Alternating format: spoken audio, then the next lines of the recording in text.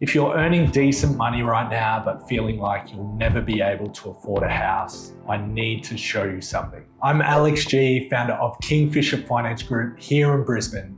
And look, I get it.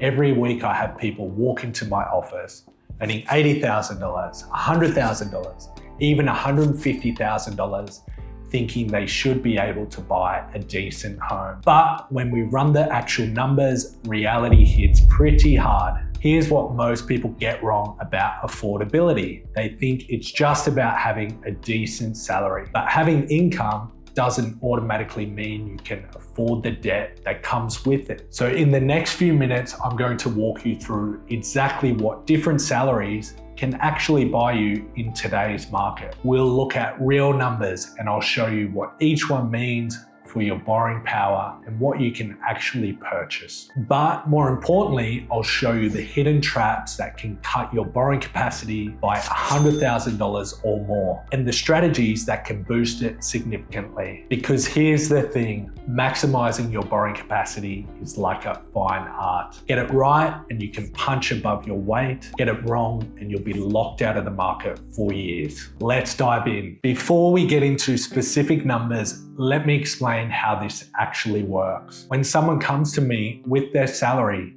I'm not just looking at that number. I'm looking at multiple moving parts. First step, before we even touch a calculator, we'll pull your credit file. There's no point in running numbers if a default, active buy now, pay later, or forgotten credit cards is still active. Those can kill your capacity before we start. Then we map out your income and debts through actual lender calculators. But here's what most people miss. Borrowing power is about finding the right balance. You can't just have income or have a deposit.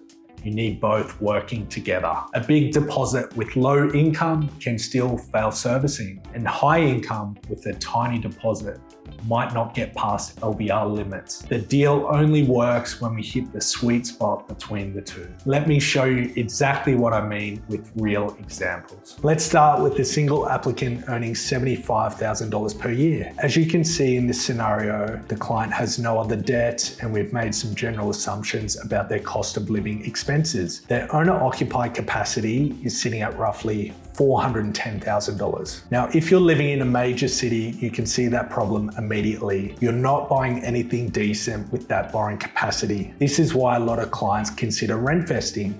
They can invest where they can afford and continue to live where they like. Let's increase the income to $100,000, for example. Assuming no other changes, you can see their owner-occupied capacity increases to roughly $570,000. But here's where it gets interesting. If that same client decided to rent vest instead, maybe they decide to rent with some friends at $350 per week, their borrowing capacity increases to $700,000. Why the jump? It's because their owner-occupied expenses are now minimal compared to taking on a big owner-occupied mortgage, which the banks would then stress test at 9% with their 3% assessment buffer. So as a rent investor, you're actually able to borrow more than you would have from an owner-occupied standpoint. We can also factor in the rental income to help servicing, and the banks do factor in the tax deductibility benefits of having an investment loan. Now let's look at $150,000 annual salary buying an owner-occupied property. You can see here the maximum capacity is roughly $830,000. Now that exact same client as an investor would have capacity to borrow between $1.1 and $1.2 million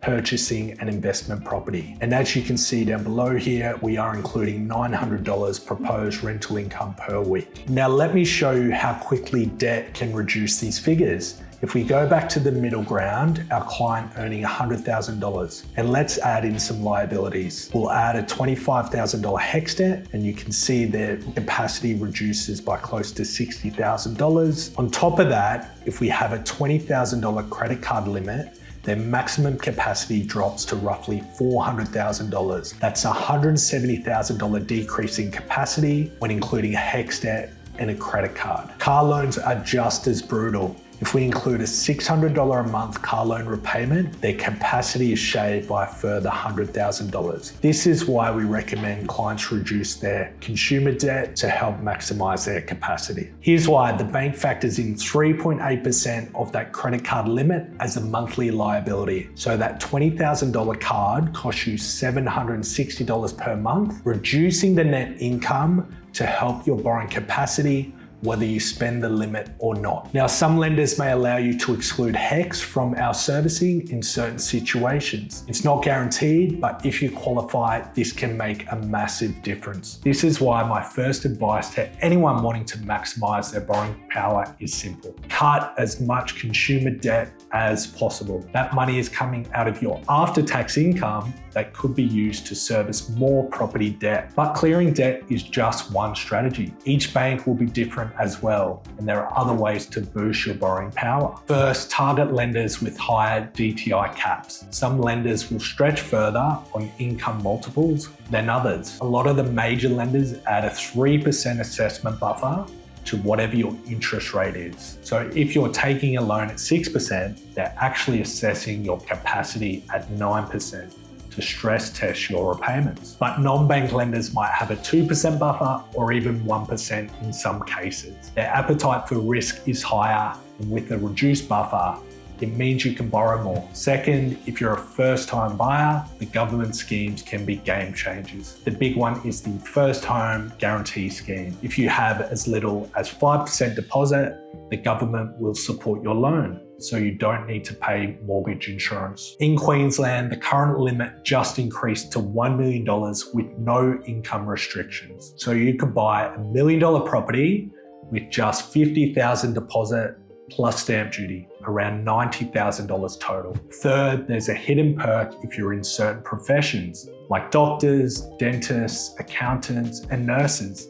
Many lenders offer professional LMI waivers. You're seen as lower risk, so you can often borrow more on better terms without paying mortgage insurance. Over the past 2 years, I've helped a nurse who was rent vesting borrow 90% of the purchase price without mortgage insurance on 2 investment properties. With her most recent second purchase, she used equity built from the first investment, which means she only contributed 1 deposit. Fourth, consider rent vesting or buying with family. This allows you to enter the market in an area where you can afford while living where you want. And finally, sometimes buying now with a smaller deposit and paying LMI can actually be cheaper in the long run than waiting. If the market's growing faster than you can save, we'll model the numbers so you're making a decision based on facts, not emotion. Now, this video isn't just about borrowing capacity. You also need to think about affordability. Can you actually take on the cost of owning a property?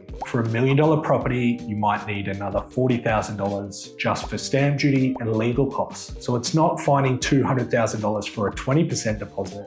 It's finding $240,000 in total. Then there are the ongoing costs. I had a client recently, they found the perfect townhouse online within their budget and got through negotiations. Then they reviewed the strata records and realized it was going to cost them $15,000 a year in body corporate fees they hadn't anticipated. That's $300 a week straight off their cash flow. Suddenly, the affordable property wasn't so affordable. Look, I know this sounds overwhelming, but here's the reality. Understanding what you can actually afford isn't about scaring you out of the market. It's about making sure you get in the right way with a plan that sets you up for your next move. Because the decisions you make today will determine whether you buy again in 2 years or whether you're stuck. Here's what most other brokers won't tell you. The lender that gives you the biggest borrowing power today might block you from your next purchase. Every decision now impacts your future moves. So I plan at least 2 steps ahead. The big banks sell a dream, glossy ads showing couples in their $2 million homes without telling you the real servicing hurdles or real costs. My approach is the opposite.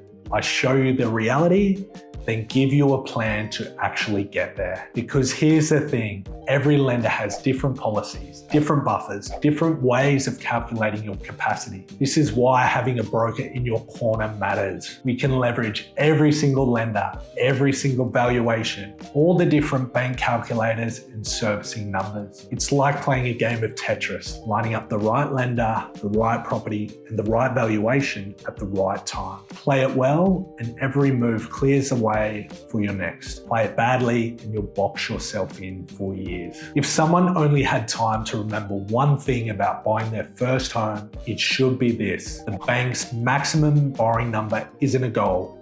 It's a risk calculation. Use it strategically so it works for your next move, not just your first. If you're serious about understanding what you can actually afford and want someone who will plan 2 steps ahead, not just get you approved today, you can find our details in the description below. Because here's the difference. Don't just find out what you can borrow, find out how to use it to actually build your future. Thanks for watching, and I'll see you in the next one.